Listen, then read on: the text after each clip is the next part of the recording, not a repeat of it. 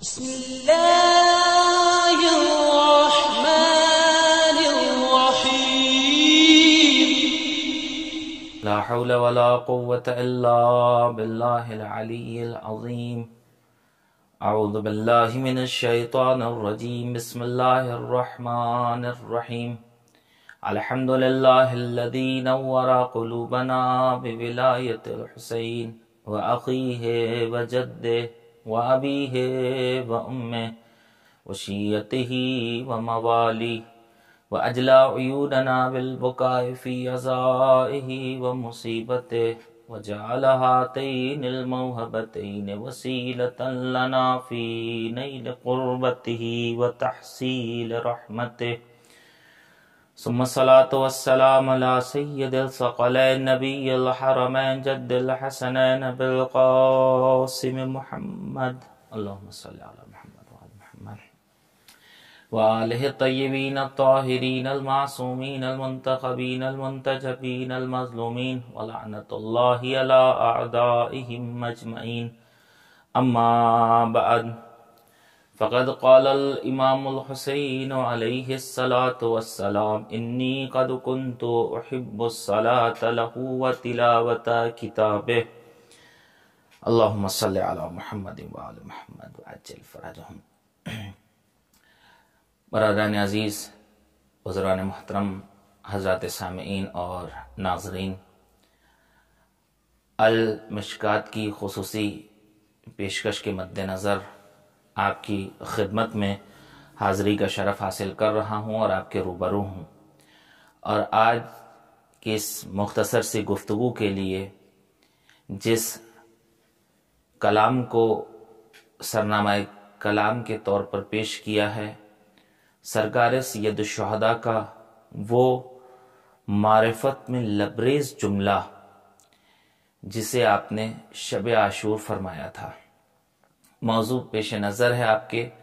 کربلا جلوگاہ عبودیت. کربلا، واقعہ کربلا نے جہاں دنیا کو زندگی کے تمام تر شعبوں میں ایک آفاقی دروس عطا کیا ہے، وہیں کربلا میں عبودیت اور بندگی کی تابانی دیکھنے کو ملتی ہے. مثلا آپ دیکھیں، کربلا شجاعت کا درس دیتی ہے، کربلا بہادری کا درس دیتی ہے، کربلا لوگوں کو استقامت سکھلاتی ہے، کربلا مظلومیت کی ہمدردی کی آواز بلند کرتی ہے، کربلا قید میں رہتے ہوئے بھی پیغام حریت دینے کا سلیقہ عطا کرتی ہے، کربلا لوگوں کو آزادی کا درس دیتی ہے، کربلا لوگوں کو دنیا کی غلامی کی زنجیروں سے باہر نکالتی ہے، کربلا ظالم کی آنکھوں میں آنکھیں ڈال کر اسے ذلیل و رسوا کرنے کا ہنر سکھاتی ہے، کربلا لشکر باطل میں تلاطم برپا کرنے کا فن سکھاتی ہے، کربلا لوگوں کے لیے ہمدردی ہے، کربلا مظلوموں کے لیے آواز حمایت ہے، کربلا لوگوں کے لیے درس ہے، کربلا لوگوں کے لیے عبرت ہے، کربلا غیروں کو اپنا بناتی ہے، کربلا اپنوں کو جوڑتی ہے. جہاں کربلا کے تمام تر دروس جو کربلا سے ہمیں ملتے ہیں،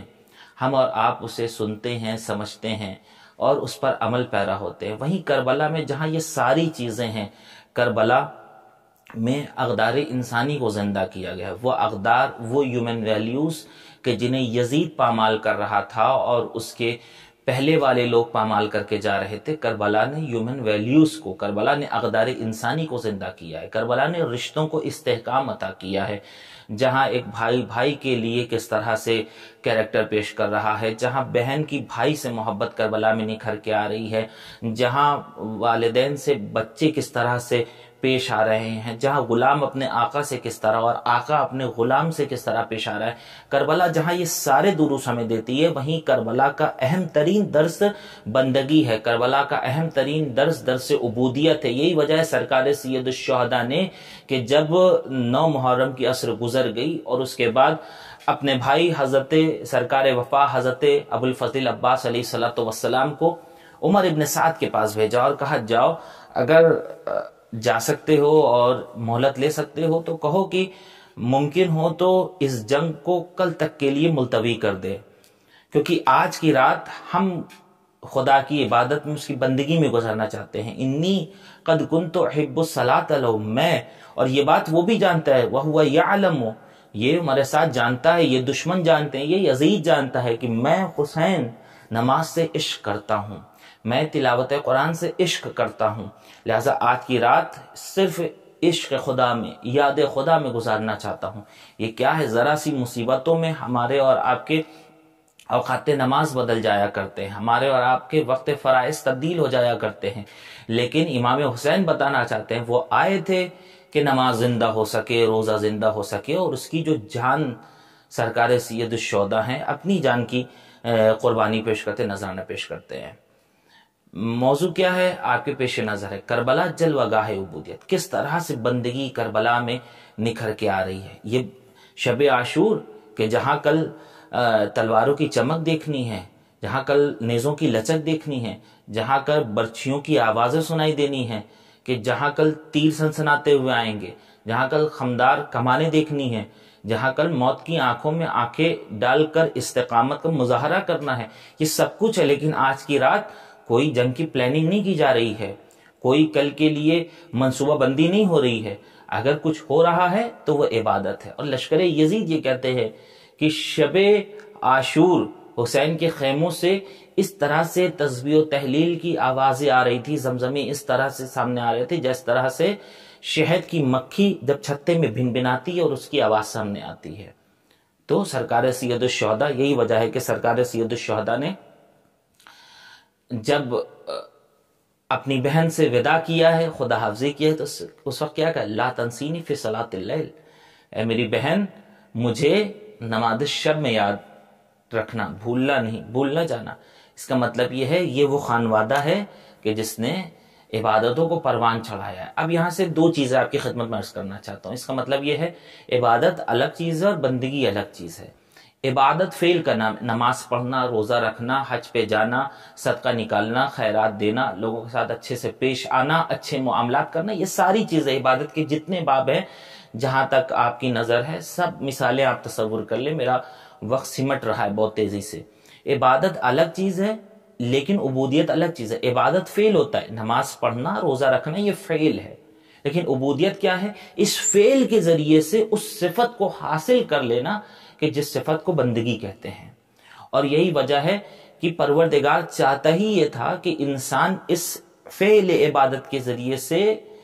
بندگی تک پہنچ جائے۔ آج عبادت کرنے والے بہت سے لوگ ہیں، لیکن ضروری نہیں کہ ہر عبادت کرنے والا عبد پروردگار بن جائے، ہر عبادت کرنے والا بندگی خدا کا مظاہرہ بھی کرے، کیونکہ کربلا کے میدان میں دو طرح کے گروہ دیکھنے کو مل رہے ہیں۔ ایک طرف یزیدی لشکر ہے، وہ بھی غسل پہ غسل کر رہا ہے، نہر فرات میں نمازوں پہ نمازیں پڑھ رہا ہے۔ ایک طرف سرکار سید الشہداء کا لشکر ہے کہ جس نے صرف ایک رات کی مہلت لی ہے تاکہ عبادت پروردگار میں اسے بسر کر سکے۔ کیا فرق ہے دونوں میں؟ وہ بھی سجدہ کرنے والے، یہ بھی سجدہ کرنے والے، یہ کہ ان کا سجدہ صرف سجدوں تک محدود رہ گیا،